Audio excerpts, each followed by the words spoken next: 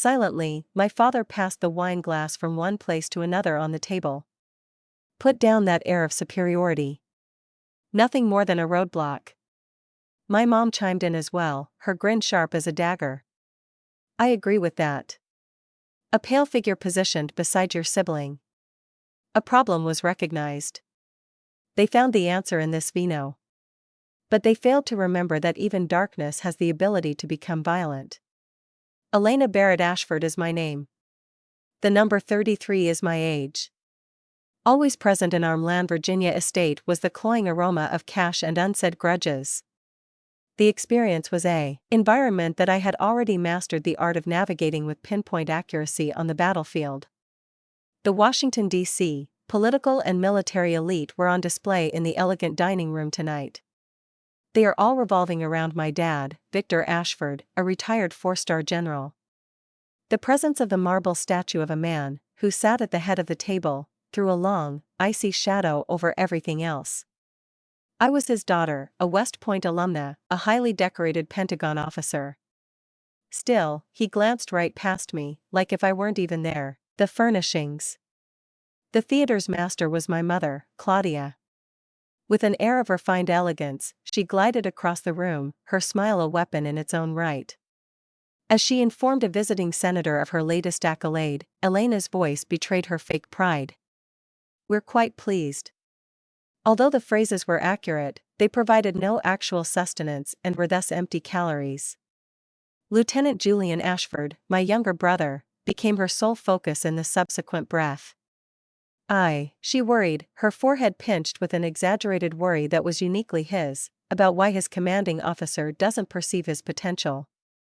Julian is a natural leader.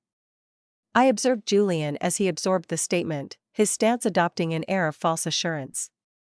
The golden lad whose shortcomings were perpetually attributed to others, he was chosen to carry on the Ashford name. After the main course was finished, my mom looked over at me with a sweet worried smile on her face. You're so sharp, dear, she remarked, her words harsh and insulting. Angry women aren't popular with males. At long last, the statue at the head of the table spoke. The crystal glass in my father's fingers was his focus, not mine. A gentle touch is necessary for a legacy, he grumbled, his voice low and distant. Never a blade. A sword. To him, I was just that.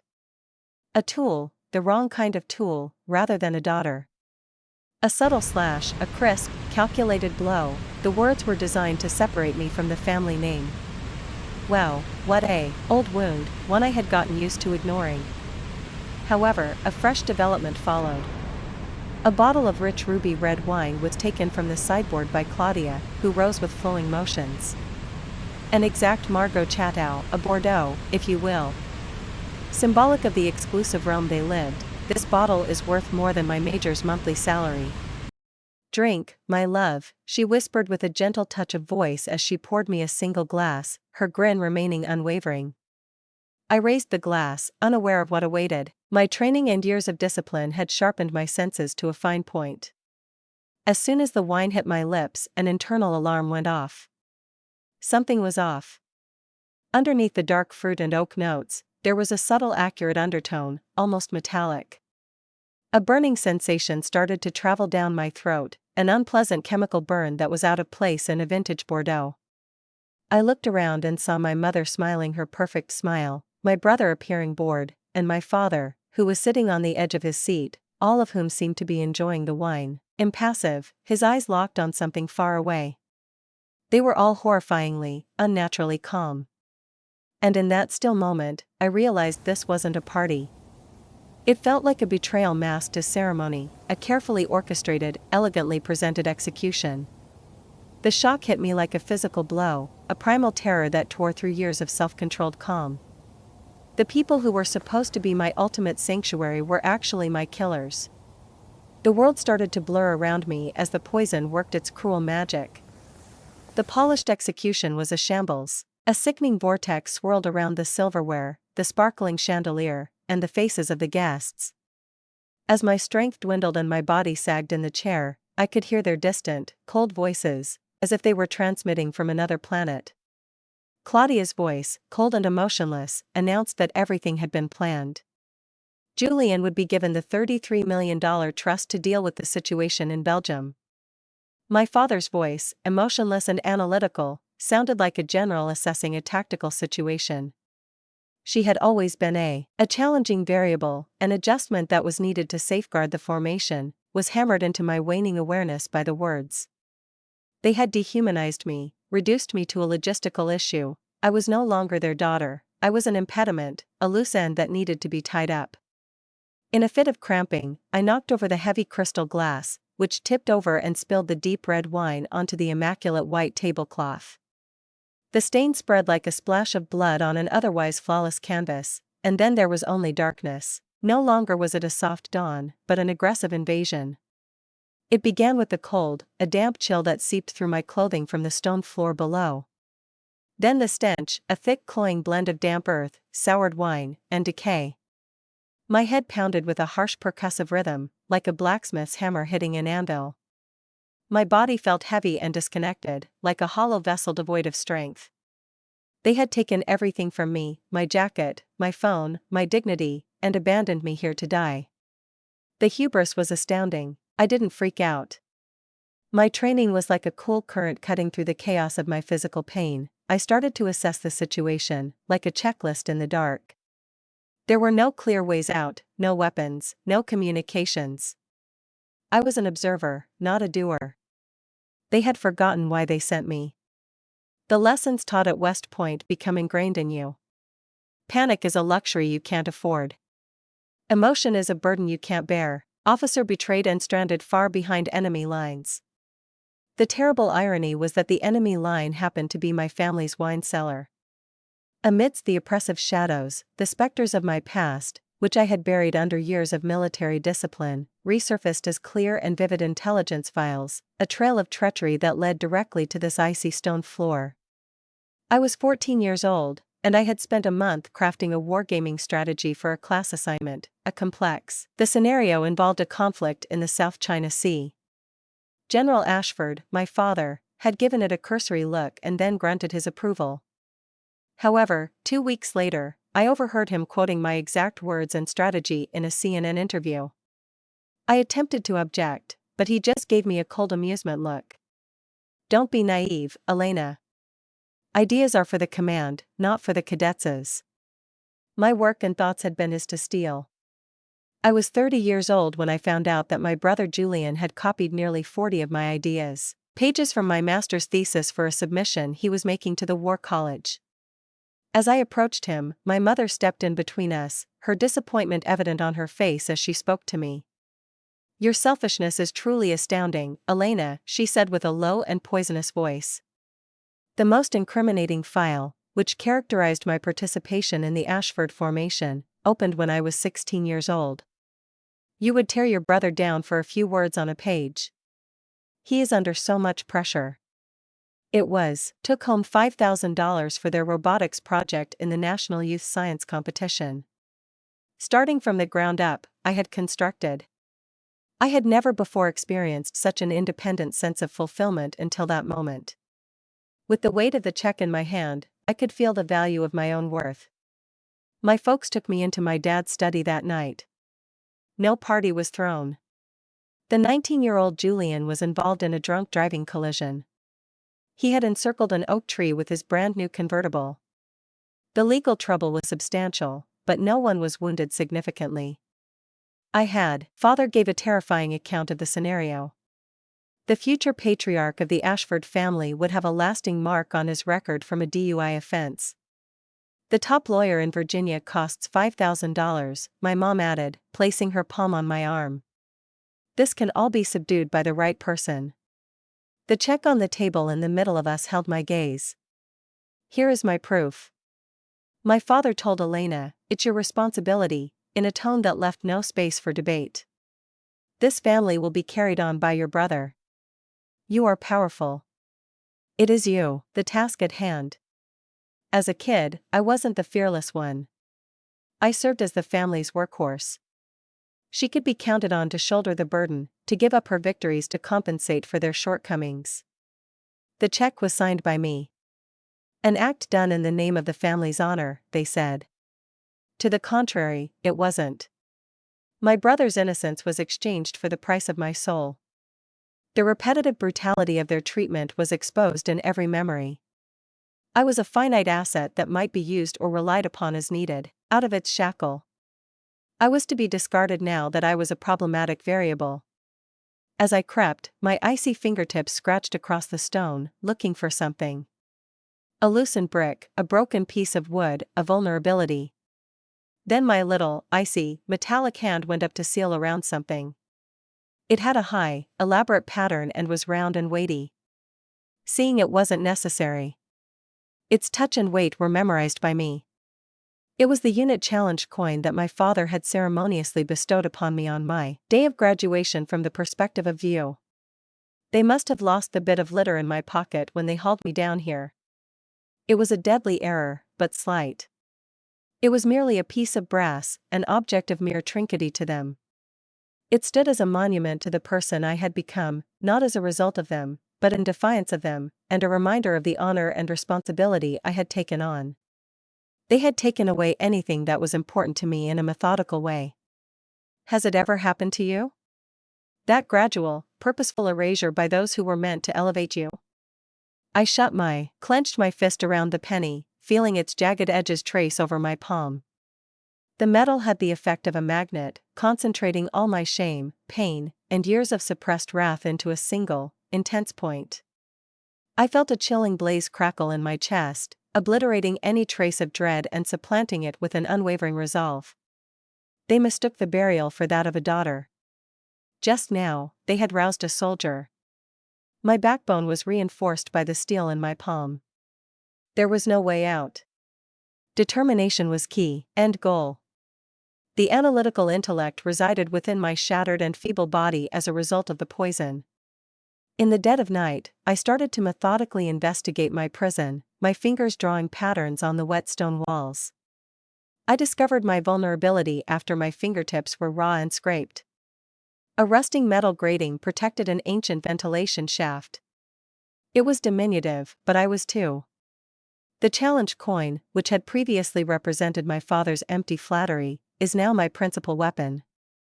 The machined edge served as a substitute screwdriver, which I inserted inside screw heads that had corroded. Patience was a virtue, but the labor was painfully slow. A quiet promise was made with every quarter turn of the screw. The stolen approach gains one turn. For the prize money that was taken, for the years that I protected them, and for the poison that has been circulating through my body. After a few hours, the enormous fell loose. Muscles writhing in pain, I pushed through the hole and emerged into the chilly, wet night of Virginia, naked save for the clothing I had been poisoned in, dirty and battered. Submerged themselves in the shade of the immaculate estate. I had stepped down from my position as Pentagon Major Barrett. The only things I had on me were a single penny and an untamed hunger for revenge. I was a nameless, faceless fugitive. All night long, I trudged down deserted country roads. Any sound, even a faraway flashlight or rustle of foliage, could be an attack. There was no one I could trust, no allies, and no money. I arrived in Baltimore just before sunrise. The brick and grime city felt very different from the immaculate Milan. Making it through the day was priority number one. On a worn-out pawn shop where the air was thick with the scent of dust and despair, I parted with my West Point graduation watch, the one valuable item they had overlooked. I paid $150 to the man behind the dirty glass counter for a watch that was probably worth hundreds of dollars. The inscribed motto, duty, honor, and country, was invisible to him. A distraught woman had just caught his eye. Silently, I took the money. I paid the price for maintaining my anonymity. I stayed at a budget motel on the outskirts of town and used the money to get a new set of clothes from a second-hand store. It was a cramped, unsanitary room, unpleasant room with musty carpeting, a drooping bed, and musty aroma. A refuge, it was. While sitting on the edge of the uneven bed that night, I ate cold chicken noodle soup straight from the can of Campbell's. Though it tasted slightly metallic, a gloomy echo of the poison, it was actually food. I was eating in bed while watching a local news channel that had a live feed from a charity dinner in Washington, D.C. My mother, Claudia Ashford, was there, glistening in a luxury gown, her face a depiction of empathy while she presided over a platform. She spoke with an earnestness that betrayed her convictions. We must protect the ideals of family, community, and compassion for the downtrodden. I felt a surge of intense fury that was stronger than any poison. The physical manifestation of the hypocrisy was repulsive, it nearly made me vomit.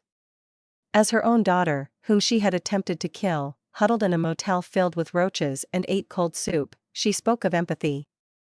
They survived because I vanished. On my grave, they were rejoicing. Even though this injustice was poisonous, it did not sap my strength. The fire was stoked. The following day, I went to the Baltimore Public Library to spend some time away from my thoughts and to try to put some order into the mayhem. Bombarded by silence and the aroma of dusty books and old documents, I needed to divert my attention from my own reality, so I wandered aimlessly among the books, picking them out at random. I came across him, Theodore, in a weathered, long-forgotten collection of speeches given in the United States, President Roosevelt. The words that would later form my new credo were discovered by me. As my gaze flicked across the page, all distractions vanished. The critic, the one who finds fault with the strong guy or points out where the doer of deeds could have done a better job, does not matter. All the glory goes to the man in the arena, the one whose face is covered in blood, sweat, and dust as he fights bravely, the one who, at best, knows that greatness ultimately triumphs, and who, at worst, fails while daring, to a significant degree. A sudden shock, like a lightning bolt, sliced through my body. What you saw on the page wasn't merely words. They mirrored each other. Their icy calculations and snap decisions have affected my family. Their role was to critique. They were perfectly content to stand on the sidelines and criticize me for my shortcomings. However, it was I who stood in the arena. The metaphorical blood of their treachery and the dust of my escape now stained my face. I was the one who had to work hard and battle for survival. I came to the realization that they had made a basic error in judgment. They fooled themselves into thinking they could leave me with nothing if they stole my job, my money, and my life. The one thing every soldier needs to succeed, though, a clear objective, was what they had given me. There was more to come. For me, this was the decisive struggle. Plus, I had recently located my field manual. Theodore Roosevelt's rallying cry drowned out the murmurs of hopelessness as it reverberated in my thoughts. It doesn't matter how skilled a soldier is, no one fights a war alone. I was there in the arena. Now was the moment to seize the most precarious and largest risk I've ever taken. From a rundown corner store in Baltimore, I purchased a burner phone with the remaining funds from the pawned watch. In my hand, the thin, inexpensive plastic seemed like an alien. This was in sharp contrast to the thick encrypted gadgets I had become accustomed to. Not an officer, but a wanted fugitive. For what seemed like an eternity, I did nothing but stare at it. An icy knot of terror had formed in my gut. My father's impact was far-reaching, permeating every level of authority in Washington. His debtors must have totaled how many? Who among them would have remained faithful to General Ashford's mythology rather than the word of an unknown major? Anxietiest of all was the possibility that Colonel Thorne was one of them. With a tiny quiver in my fingertips, I entered a number that I knew by heart but hadn't phoned in years. The send button was always on my mind. It was this. The fearless plunge into the unknown. A voice call was too risky for me. No, not just yet. Rather, I entered a two-word code phrase that my partner and I had devised during a particularly harsh winter in Afghanistan's mountain trails. A term that signaled a member of our own team was cornered, compromised, and facing imminent death. Castle breached. I pressed send. A heavy weight pressed down on the motel room's scant air was the subsequent silence. It felt like an eternity passed between each second. My own heart was pounding with a mix of fear and hope, and I could feel the rush of blood in my ears. My thoughts were racing, imagining every possible bad consequence. Assuming it was all in good fun, he would turn a blind eye. After that, he would notify the superiors, indicating that I am emotionally unstable. His voice would be icy with disappointment as he returned the call. Purchased and funded by the bequest of my late father. Then I felt the phone's vibration, a startling, harsh buzz that jolted me from my slumber on the old blanket. It was his number calling. With my dread and training at odds, I answered with a nervous breath. The sound of his voice was spot on with my recollection. A gentle baritone that remains unruffled no matter the tempest. None of those emotions, surprise, incredulity, hesitation, were present. Nothing but the steady, authoritative tone of my former head of the force, Colonel Xavier Thorne. "Tell me what's going on, Major." In the midst of my swirling sea of terror, the apparent ordinariness and instantaneous acceptance of the notion served as a lifeline. My voice was sharp and exact as I delivered my report in accordance with my training, removing all emotion from the horrific event and giving simply the facts. Threat of assassination, Colonel. Domestic issues pose a threat. I am beset by my own family. I described the lethal dose, the $33 million trust fund's purpose, and the terrifying discussion I had while I was passing out. Thorne paid attention. In contrast to my father's judgmental, icy silence, his was warm and welcoming. The commander was giving my words the serious consideration they merited, a concentrated, analytical silence, as he processed crucial intelligence. He didn't cast doubt on my veracity or account after I concluded, my throat raw. A deep, exhausted sigh escaped his lips as he spoke into the phone. He stated, "Elena, it doesn't surprise me," with an icy certainty. I caught a fleeting sight of it once. During a staff meeting, a young lieutenant who had the audacity to challenge one of Julian's flawed tactical plans was met with your father's public scolding and humiliation in front of 20 officers. The lieutenant's career was never the same. Your father would spare no expense in protecting Julian. After a moment of silence, his words hit me like a ton of bricks. I had a feeling it was the sentence that finally broke the last barrier of my composure. I had lived with the cold resentment that lurked behind my father's eyes whenever I accomplished something he believed should have belonged to Julian. I had convinced myself I was imagining it, that I was just a paranoid, ungrateful daughter. But hearing it confirmed, to have my deepest, most painful truth revealed, acknowledged by a man I held in the highest esteem, it was more valuable than gold, more reassuring than praise. After 33 years of feeling invisible, I finally felt seen. "Activate Sanctuary Protocol," Thorne ordered, his voice returning to a clear operational tone. "Go dark. Stay put. I'll coordinate from here." The efficiency was reassuring. The orders of familiar language in a world that had grown horrifyingly alien were comforting. However, what changed was his next statement. For words that conveyed a profound and overwhelming sense of relief, "You are not alone, Elena," and the emotional barrier crumbled.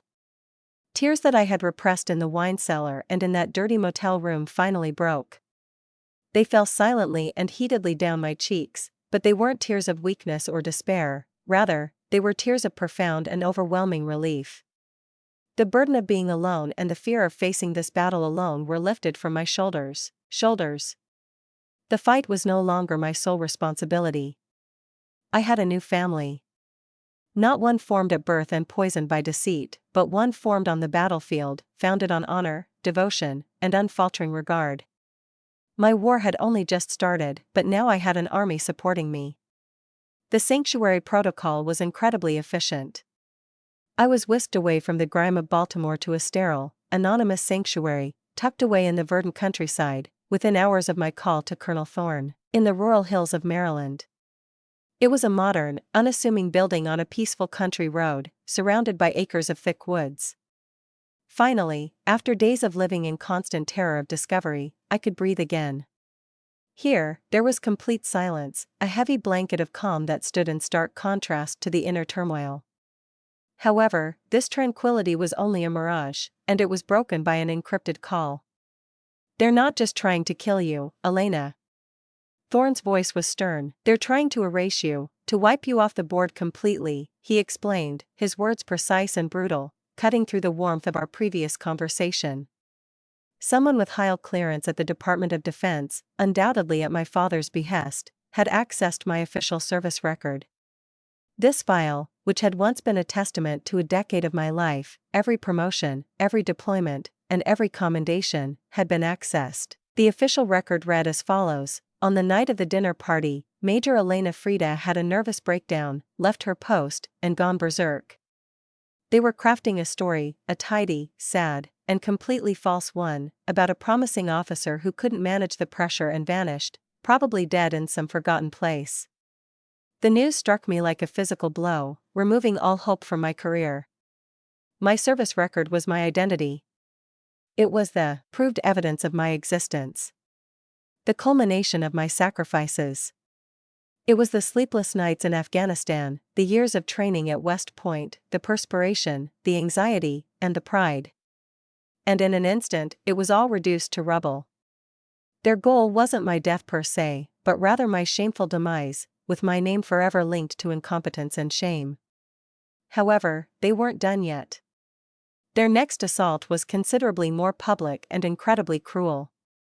The next morning, Thorne sent me a secure link to a streaming news program. In the empty living room, I watched on a laptop the upbeat national morning show. And there they were, a portrait of family tragedy. My mom, Claudia, looked every inch the bereaved matriarch, her face a mask of graceful sadness. Next to her, Julian sat, his shoulders slumped as if he were performing a scene of destruction. "It's been a terrible ordeal for our family," Julian started, his voice heavy with fake emotion, shared with the understanding host. "My sister, Elena, has always had some issues. The pressure of her career, you know. She was always so competitive, so jealous."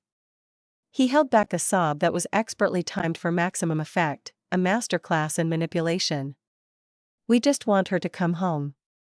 We're doing everything we can to find her, to get her the help she so desperately needs." Claudia put a comforting maternal hand on his arm, her own eyes glistening with unshed tears. "She's our sister. She's our relative, daughter," she said, her voice a fragile whisper that carried across the nation. A dagger twisting in my gut. A mother understands. Her inner struggles were always obvious to me. Her love knows no bounds. "May she find peace wherever she may be," I muttered under my breath as I sat motionless, my fists tightly clasped in my lap. Everything seemed to revolve around the bright screen, where their poisonous lies were expertly delivered. It was as if they were creating a masterpiece of deceit, with me portrayed as the insane, jealous antagonist. In the midst of their family tragedy, they were manipulating public sympathy to portray me as a psychotic fugitive rather than a victim. Their words were carefully chosen to undermine my credibility and tarnish my reputation, making it impossible for anything to grow there. The anger I felt inside had transformed from the savage, untamed wrath of a cornered animal into something more sinister, heavier, and more dangerous. This was the last breach. They could take my life if they wanted it, my wealth. They could attempt to end my life, but they instead attacked my service, dishonoring the uniform that Adai had proudly worn and turning my devotion into a tale of insanity. They framed me as a desertion who went crazy, attacked my honor by portraying me as a jealous maniac on national television, and attacked my country by using the institutions I had served to orchestrate their crimes. Duty, honor, and country, those sacred words of West Point. The time for hiding and defense had passed. They had crossed the final line, "Colonel," I said with a steady and icy voice. This was no longer a family matter. They turned my loyalty into a liability of the United States. The oath and creed upon which my life had been built had been humiliated. My rage had subsided, transformed into a single point of Valyrian steel. I took up the encrypted phone and called Thorne. My voice was unwavering, and my hand was unshakable. "The United States Army." I hesitated, allowing the promise and threat of my next words to linger in the air. They were about to face the repercussions. My anger had transformed from a fire into a weapon. The heat had extinguished my fears, leaving only the icy certainty of my goal. I was no longer a victim responding to their attacks, I was a commander, and it was time to gather my forces and plot my counteroffensive. Colonel Thorne's initial step was to put me in touch with a lawyer, but Evelyn intervened. Reed was no ordinary attorney. She had been a star prosecutor in the Army's Judge Advocate General's Corps, JAG. After leaving the military, she started a boutique law firm in Arlington, Virginia, focusing on one thing: hunting down the corporate and political sharks that infested the D.C. Beltway. Our meeting was held in a temporary office space that felt more like a tactical operations center, with large monitors showing encrypted data streams and a whiteboard dominating the room. In her late 40s, with a severe haircut and eyes that appeared to analyze everything with the precision of a targeting system, Evelyn Reed listened to my story without interruption, her expression unreadable. When I finished, she didn't offer condolences or sympathy. Instead, she offered a strategy.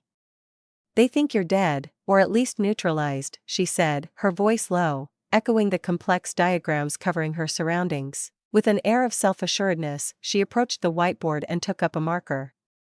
"We go after them for conspiracy, wire fraud, and violations of the Foreign Corrupt Practices Act, related to whatever mess Julian made in Belgium. We don't attack their hearts. They don't have any." This was her most significant advantage, as it prevented them from being sued for emotional distress, a fight they could use to portray her as unstable and drag out in the press for years. "We will destroy the Ashford legacy piece by fraudulent piece." The next piece of information that came from Thorne's network was the name of a ghost, Leonard Keane. He had been the CFO of Ashford Industries, the family's main holding company, until his career collapsed 5 years ago. Thorne's note was straightforward. "Keane knows the whereabouts of the bodies because he was compelled to dig their graves." I took it upon myself to meet him, following a circuitous route in the depths of rural Pennsylvania's depressed countryside. The house was a small, run-down, clapboard shack, its paint flaking and its yard overgrown. Inside, the windows were covered with what appeared to be cardboard and aluminum foil. Leonard Keane, the man who answered the door, was a shadow of the self-assured executive I remembered from old photos. He was thin and pale, and his eyes darted anxiously at every sound. With trembling hands, he attempted to drive me away. "I can't help you," he said, stated in a low voice. "You have no idea what these people are capable of." I muttered back, "Yes, I do. 2 weeks ago, they tried to remove me from the picture." To him, I related my tale. I saw a glimpse of something in his troubled eyes as I talked. A mutual comprehension rather than only dread. Another victim caught his eye. Took me inside. The interior of the house was dim and disorganized. As if a floodgate had finally broken, he spilled the beans on his narrative to me. He had unearthed General Ashford's hidden slush fund, which he was using to settle Julian's vast amounts owed from gambling. My dad had a surgical reaction when Leonard confronted him and threatened to report him to the board. Leonard wasn't merely fired, he was utterly demolished. Claiming incompetence and embezzlement, he launched a smear campaign. Legal bills sapped Leonard of his life savings while blacklisting him and ruining his reputation. My wife, Maria, he added, his voice quivering with emotion, couldn't handle the stress, the disgrace, and the threats. They sent men to. At that moment, my mission became crystallized. It was no longer about me, my stolen trust fund, or my tarnished honor. It was about Leonard, the young lieutenant whose career my father had crushed. It was for the young lieutenant whose career my father had crushed. The doctors said it was the chronic stress. She had a weak heart and suffered a massive stroke. He looked at me with a mask of grief and rage. The Ashford dynasty had reduced every individual to dust in their pursuit of perfection, and now my personal war had turned into a crusade. I could see my determination reflected in Leonard's expression as he rose to his feet and proceeded to a concealed panel in the wall, where he withdrew a small, heavily encrypted hard drive. "I thought I had destroyed everything," he explained, his voice now steady. "However, I had preserved a copy, a dead man's switch." He then passed the drive to me, and I felt its weight, dense with the information on it. "It's all in there," he said, his voice filled with conviction. "The offshore accounts, the laundered money, the real story of Julian's disastrous dealings in Belgium, the recordings of my father's threats. Everything you need is here." Their desperate need for your $33 million was driven by more than just Julian's debts. It was also a cover-up for a massive international fraud. As I gripped the drive, my knuckles turned white. I realized that this wasn't just evidence, it was a ticking time bomb. And now, I held the detonator, the war. The declaration was made, the army was formed, and now I possessed a revelation powerful enough to change everything. My father would say, Sun Tzu, with an air of condescending authority, know your enemy and know yourself, and you will not be imperiled in 100 battles. He thought he knew me, the lovely, strong daughter who would always absorb the blows. But he was mistaken. He had no notion of who I had become. Now I was turning his own philosophy against him. I would know my enemy to the last detail, decimal point. Our war room was Evelyn Reed's temporary office in Arlington. It ran around the clock, on black coffee and a cold shared wrath. Colonel Thorne had assembled a small, carefully selected team of forensic accountants and data security experts, all with military backgrounds and fierce loyalty to him. The air crackled with a low, intense hum of activity. We turned Leonard Keene's hard drive into the nerve center of our intelligence operation, and the decryption process was excruciatingly slow, but once we were inside, it was like unearthing a whole cemetery's worth of corpses.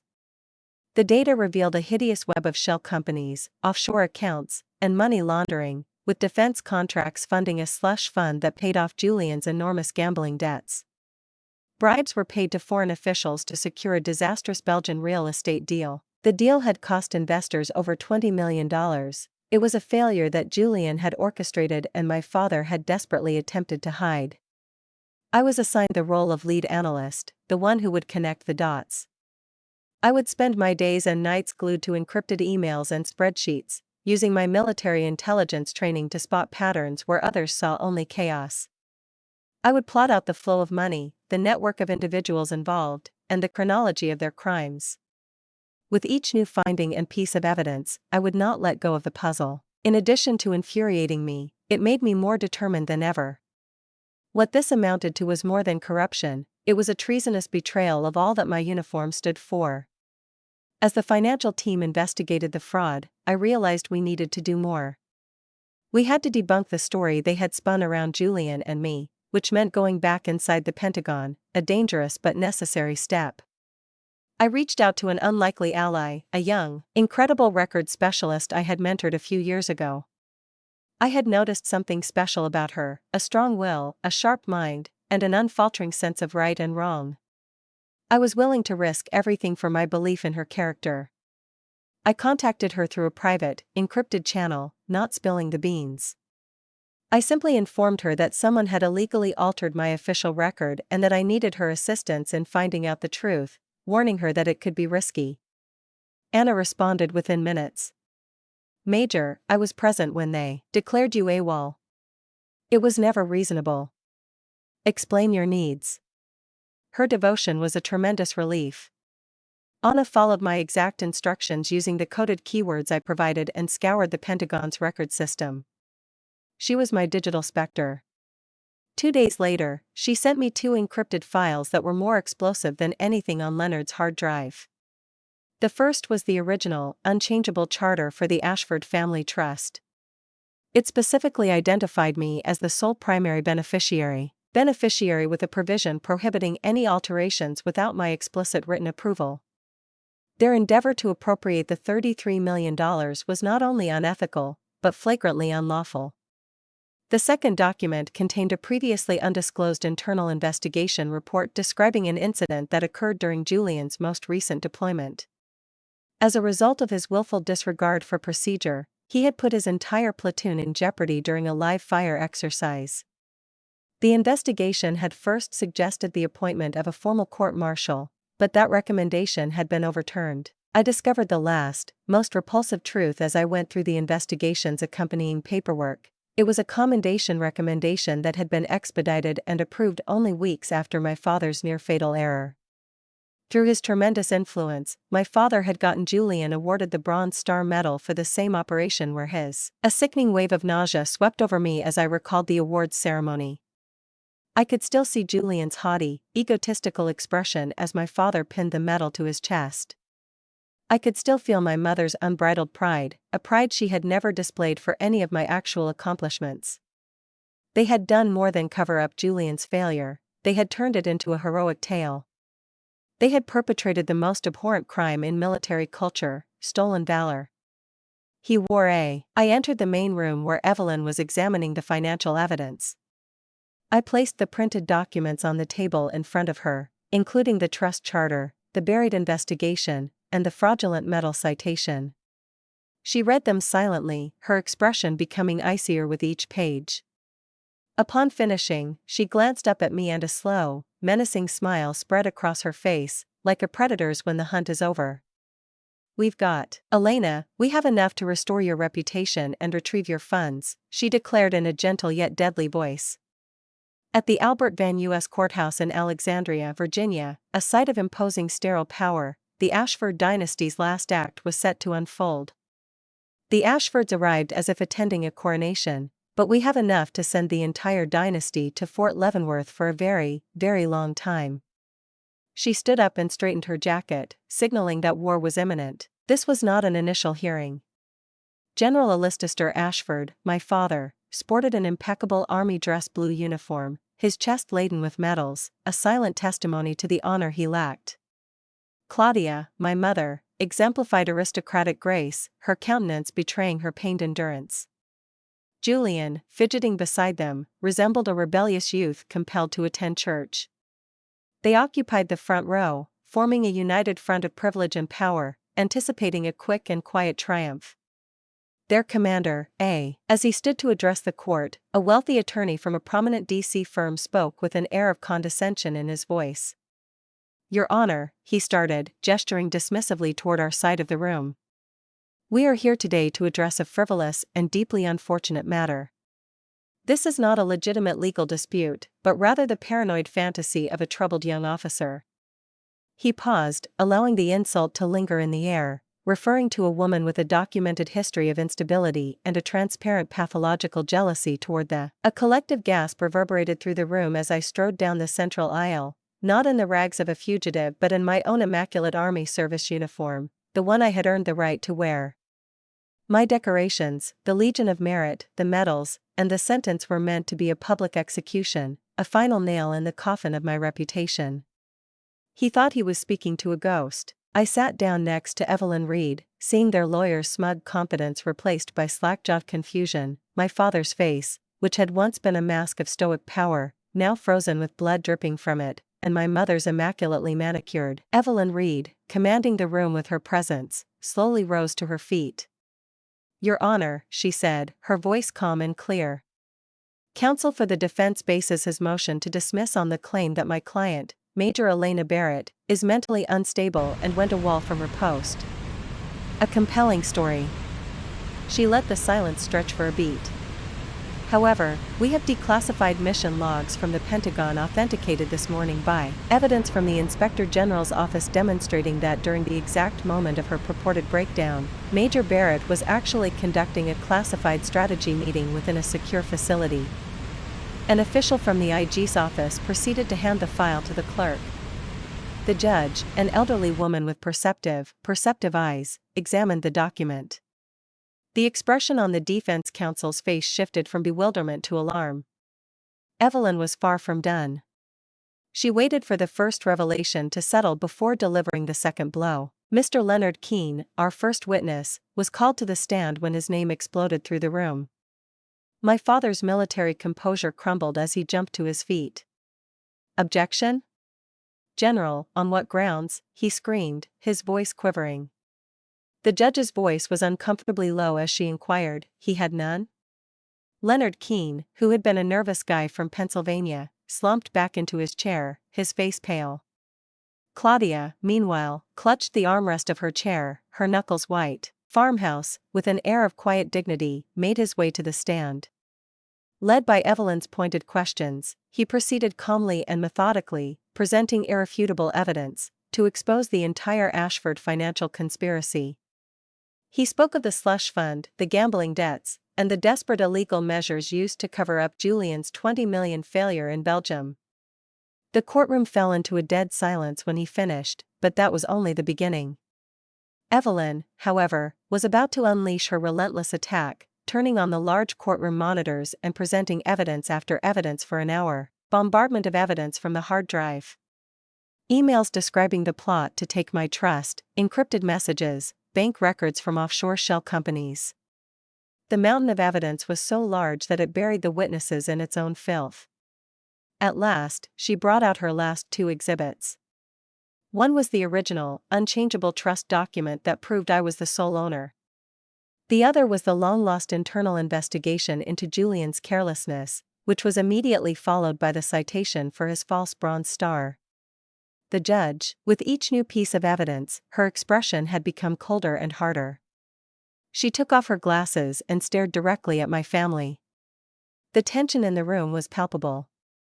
Now she was more than just a judge, she was an executioner. Her voice resounded with an authoritative tone that reverberated off the marble walls as she declared, "This court finds sufficient cause to proceed." What's more, the evidence points to a pattern of criminal activity that encompasses matters that go well beyond the confines of this civil hearing. Her gaze swept across my father's horrified face, my mother's crumbling facade, and Julian's terrified, innocent expression. Consequently, this court hereby mandates an exhaustive criminal investigation into the affairs of General Alicester Ashford, Mrs. Claudia Ashford, and Lieutenant Julian Ashford by the Federal Bureau of Investigation and the Army's Criminal Investigation Division. She raised the gavel, the sound of it striking the sound sounded like a gunshot, not a tap. It was the last, most devastating crack that heralded the fall of an empire. In the stunned stillness that ensued, I witnessed the Ashford dynasty, my creators and their would-be killers, crumble before the eyes of the world. The hearing's aftermath was more like a controlled demolition than a celebration. The shock wave from the judge's gavel echoed throughout the Alexandria courthouse, and the Ashford empire started to crumble at an incredible pace. The news reports were non-stop, creating a media firestorm that Julian, who had his fraudulent medal revoked, was subjected to a brutally efficient court-martial, who found him guilty of conduct unbecoming an officer and sentenced him to a long and glorious term at the U.S. disciplinary barracks in Fort Leavenworth. The family name Ashford, which had been a symbol of power and honor before, became a mark of shame as a result of the disastrous fall of the Titan. Defense contracts were suspended pending investigation. Security clearances were revoked. The Ashford name, which had been a mark of honor before, became an emblem of shame. The repercussions for my family were immediate and severe. I had two last duties as an officer wrapping up a field operation and a daughter. The first was to visit my father in the private hospital wing, which had become his gilded cage. He sat in a wheelchair by a large window, staring out into space. The second was to visit General Alicester Ashford, who had been spared the humiliation of a trial by his own body. The day after the hearing, he suffered a massive stroke, which permanently silenced his powerful voice. I left him a vacant, hollow shell of the man he once was, trapped inside a broken mind. I stood before him for a long moment, then silently placed his West Point class ring on the table beside him. It was my final farewell. I left without saying a word. Then I went to the military prison to see Julian before his transfer to Leavenworth. We sat on opposite sides of a thick pane of plexiglass, the air thin and chilly. He appeared small and broken, his arrogance palpable. I stood up and walked away. The last confrontation had to be with my mother. I met her at the Mlan estate. She was under house arrest, the Grand Dame. The boy was terrified and sobbed, his words distorted by the speaker. He was sorry, so sorry. My face was expressionless as I listened. No, you're not sorry. You're only sorry you got caught. I could see a glimmer of truth in his eyes before he sobbed again. You've destroyed everything, she shrieked, her voice ragged. Everything we built. She never fit the mold they wanted from the day you were born. I looked at the woman who had given me life and then tried to take it away. The home had become a cold, echoing mausoleum, and federal agents were tagging furniture and ceiling rooms, cataloging the assets of a fallen empire for seizure. Claudia Ashford's perfect serene mask had finally cracked. Her face looked like a ruin of rage and disbelief. You should have just disappeared quietly, she yelled, her fists curled at her sides. You took everything from your brother. I felt nothing but a vast clinical distance. She was a problem that I had finally handled. It was your responsibility to safeguard him. That was your duty, she said, her words ambiguously intended to condemn or clarify. She would never learn or grow. You still don't get it, do you? She said.